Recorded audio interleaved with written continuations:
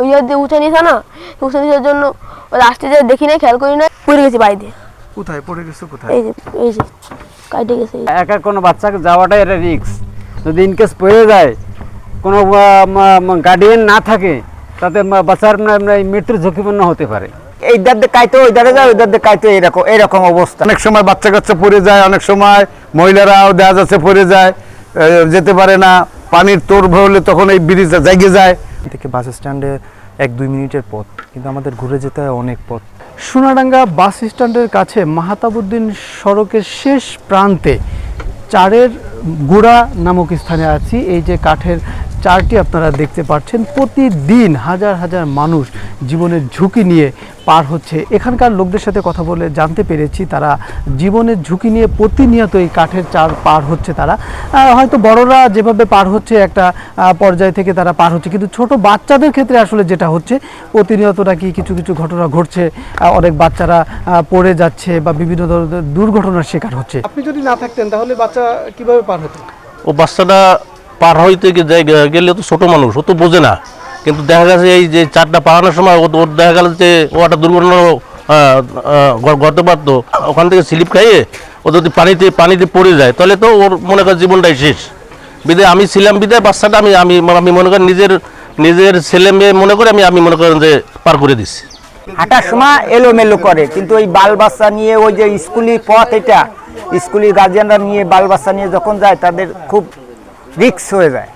দোলে, খুবই দোলে যায়, এই দাঁত দিয়ে কাইতো ওই দাঁড়ে যায়, ওই দাঁত দিয়ে কাইতো এরকম অবস্থায়। আসলে খুব রিস্কের ব্যাপার বাল বাচ্চা নিয়ে। আর ওই যা বুড়ো মানুষও যা আশা করে তারাও খুব পারতি সমস্যা। এই ডাক্তার দেখাতে গেলে যায় বুড়ো মানুষ টানুষ, তাই খুবই সমস্যা। এর পরিবর্তন করে একটা ঢালাই সেতু যাতে হয়, এই যে সরকারের কাছে আমাদের এইটাই চাওয়া। তো আমরা এখানে প্রায় কয়েক হাজার লোক এই চারের উপরে বসবাস করি এবং খুলনা মহানগরীর একদম সংলগ্ন সোনাডাঙ্গা বাস টার্মিনালের পশ্চিম সাইড বলে এটাকে।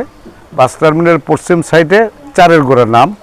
কিন্তু এই চার একসময় নৌকা ছিল, চার হলো বাসের, তারপর মানুষ আসা যাওয়া করলো। এখন মোটামুটি একসময় আর এই প্রকল্পের কর্তৃপক্ষ ছিল, তারা এখন নেই। এখন আমরা পাবলিক সাধারণত এই চারটাকে মোটামুটিভাবে একটু সচল রেখে চলার চেষ্টা করি। আর এই চার ভেঙে গেলে খুব সমস্যায় পড়ি। চারের ক্ষতিগ্রস্ত হলে টাকা পয়সা মানুষের কাছে দেওয়া কিছু তুলে নিজেরা দিয়ে এগুলো করি। আর ভবিষ্যতে এগুলা কি হবে না হবে জানি না, তাহলে সরকারের উচিত এই জনপথটাকে অন্তকে সচল রাখা। আর যে জনপথটা ময়ূর ব্রিজ সংলগ্ন, সেইটা তো এইখান থেকে প্রায় অন্তকে 1 কিলোর উপরে যেতে হয় বাস স্ট্যান্ড ঘুরে। এই জনপথে আমরা গাড়ি ঘোড়ার চাপে আমরা যেতে পারি না, বাচ্চা কাচ্চা নিয়ে স্কুলে মাদ্রাসায় যাওয়া হয় না। সমস্ত কিছুতে একটা শর্টকাটে একটা রিক্সা বা গাড়ি নিয়ে বাসার সামনে আসবো, সেরকম কোনো পথ আমাদের কাছে এখানে নেই। ভাসমান চারটা খুব বিপজ্জনক। এটা যদি পাকাভাবে হয় তাহলে এটা আমাদের জন্য খুব যাতায়াতের জন্য খুব সুবিধা হয়। আপনারা না একভাবে পার হলেন, কিন্তু বাচ্চাদের কি অবস্থা? খুব সমস্যা রিক্সের প্রতি। মানে একা কোনো বাচ্চাকে যাওয়াটাই একটা রিক্স।